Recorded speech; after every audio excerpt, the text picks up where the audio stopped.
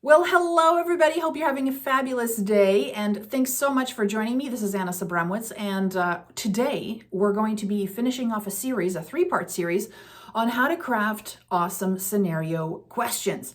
So yes, this is part 3, and so the other 2 videos I will link in this video, and also they should be in the description below. So without further ado, let's get into them right away. Okay, so the first one is Number 7, stick to consistent type of action in scenario choices. What do I mean by that? Now, as with all the other videos, I had a little bit of a preamble. Listen, these aren't academic type of questions that I'm showing you how to write here. What I'm trying to show you how to write is something that you would use in an interactive story or a real scenario experience for adults where people are trying to make a decision and take some kind of action and then experience some kind of consequence, right? Super fun. Can you believe we get to do this work? Like, this is super awesome. We get to be creative and do all this kind of stuff for work. I mean, I think we're so lucky. So what I mean by that is as far as like a consistent type of action. And I will be sharing the resources or the interactive stories and experiences that I think are relevant to this. And if I mention them, also in the description. So make sure you check them out because it'll give you great context about, how does this apply in a real experience without just this being kind of conceptual, because that's no way to learn. You got to actually look at real examples.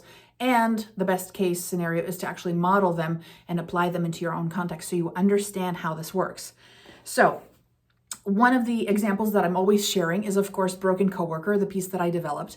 And Broken Coworker, if you look at each one of those options in the scenario, Broken Coworker is dialogue driven. So when you have, when Sam, one of the protagonist, has to make a decision about how to handle his bully, the option is always how he's going to respond to her. What is he going to say? So the options are A, that feels great, for one of the scenarios.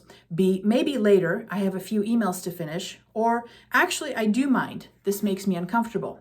So if you look at those options, each one of those is, what are you gonna say next?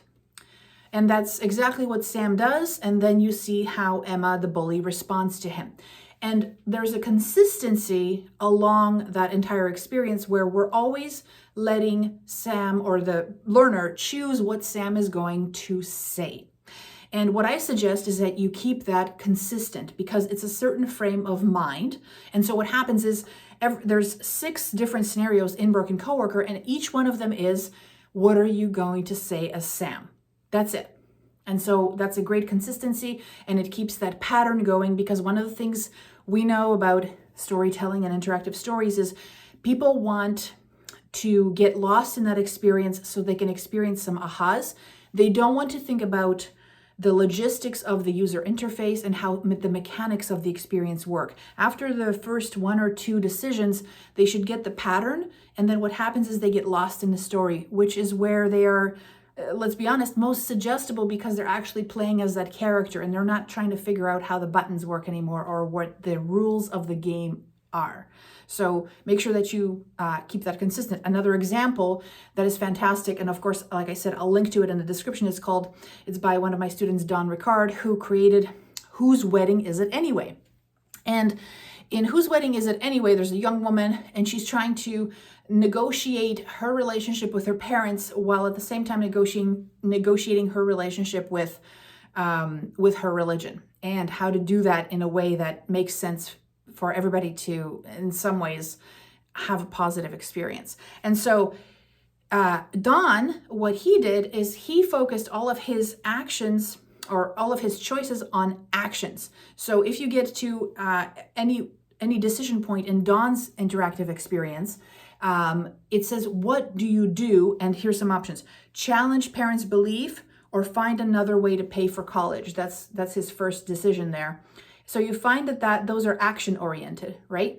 It's not about what she's going to say, it's about what she's going to do. And then we see that play out in a consequence after a decision is made. So you have to decide what that kind of pattern is going to be, which is a beautiful thing for you to have as a constraint. And then that'll just flow better because you'll be consistent in those decisions. So I hope that makes sense. All right. Now, number 8. I'm getting, there's too many numbers going on here. Okay. Use choices to reveal higher level strategy. Now, I find that when people come from classical academic writing of multiple choice options, they'll just write out the whole thing. And I get that. I know why they're doing it, because they're not using interactive media to show the consequences or to play out that scene. But us as interactive story developers, as scenario developers, as e-learning developers, we have a different medium. We have different powers, and I want us to leverage those powers and use them for good, of course, use them for good, but also realize that we are building products and software that have way more power than a piece of paper. And so that's fantastic, because it allows us to then step back. So I want you to think about this. When you have your options, a lot of times what I've seen is people go, what are you going to say next? And then you have like these giant dialogues, like, here's an angry customer. How do you handle him? Blah, blah, blah, blah, blah, blah, blah, blah. And by the time you get to the third option, even if it's just 2, you're like, well, okay, that's a lot of talking. How am I, which one of these is best? And it's just bloated. And you're leaving it in the hands of the learner in some ways to find that pattern. But what if you could step back and say, what if I just show them some patterns that typically people who are new to this or people who are struggling with these situations, the patterns they adopt, and then after they choose that pattern, I show them how this plays out. And I didn't come up with this myself. I actually learned this from video games. One of my favorite video game that does this is Deus Ex, and I'll link to it below. And Deus Ex is super, super narrative heavy. Like, it's a story. Like, you can play that without even, like, it's a video game, but you can play it without any fighting. You can just play it as a story where you get to like talk to people. The dialogue is so rich and so full, and it's so cool. But now imagine making a decision in a game where sometimes the dialogue that results from your decision goes on for like a minute or 2 or 3. So one of the things they did really well, and then I modeled it, was that they brought things down to these key actions. So there's this one that I thought was really cool. When the protagonist comes up to somebody, and these are his options. These are our options: barter, refuse, or give. So you can barter, refuse to barter, or just give somebody something. And you can, what's beautiful is that let's say you have a pattern of a certain kind of process. Let's say you have a leadership process or a assertiveness process or whatever. But there's things like, let's say in the leadership, it might be acknowledge, dismiss, or praise. And then what happens is you can just continue kind of sharing these kind of high-level strategies. They might all be good, but they might only be good for that context. Only one of them might be really a good fit, right? And so what happens is if I choose give, then I see how that plays out. And that's pretty cool, because some of the situations and the consequences, as far as I'm concerned, they're kind of involved. And so you basically what it allows you to do is not to censor yourself up front, trying to make that text and the dialogue, if you're using that, really condensed. Instead, you can say, okay, he's giving me some breath.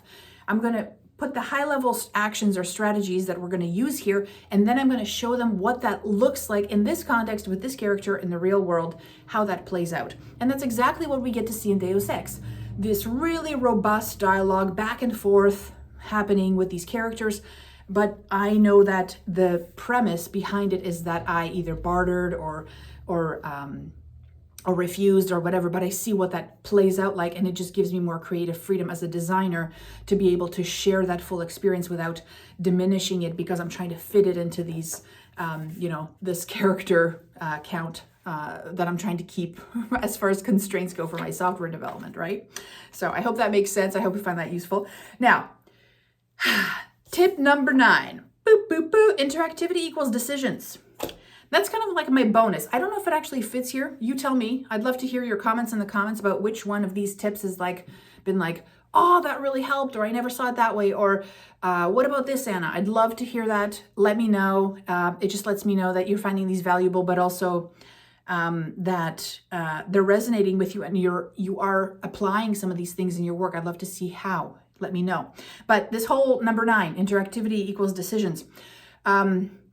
I was talking to Clark Aldrich, who designs short sims, and I love this idea. He said that, for him, interactivity equals decisions. And I don't necessarily design the same things as Clark, which are just full-blown simulations. But I think that a lot of us need to realize that the interactivity in a e-learning experience is not about how somebody reveals content or drags content or basically unlocks content.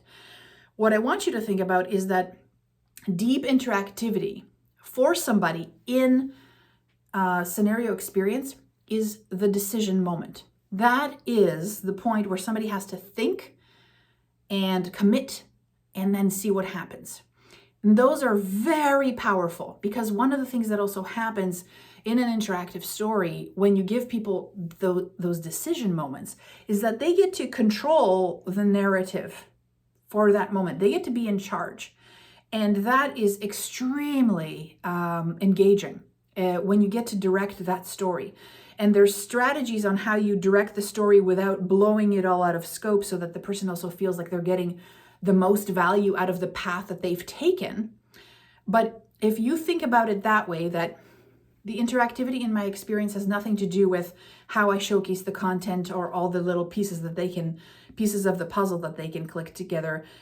It has to do with me providing them with meaningful situations that are contextual to their work or their need, and me giving them the opportunity to direct that story and make decisions as often as possible. That is what is going to take the interactivity and the scenarios in your experience to the next level, because you're actually going to be, like I said before, I think in other videos, is that we are designing software. It has a lot of power, and we have a lot of opportunity to really make somebody feel like they have full autonomy in that experience. And so the more we can do that, the more we are going to become people who create things of value for others. And I truly believe that. So I hope you enjoyed this, and please click subscribe so that you can see more of my upcoming videos about this very subject and many, many more related to interactive storytelling, narrative, and of course, sharing some useful tips and tricks that I've learned along the way with designing my own stories and the stories that my students are designing. Make sure you check out the description, because I link to some of the exciting experiences that I've shared here. And I hope to see you next time. Take care, friends. Bye.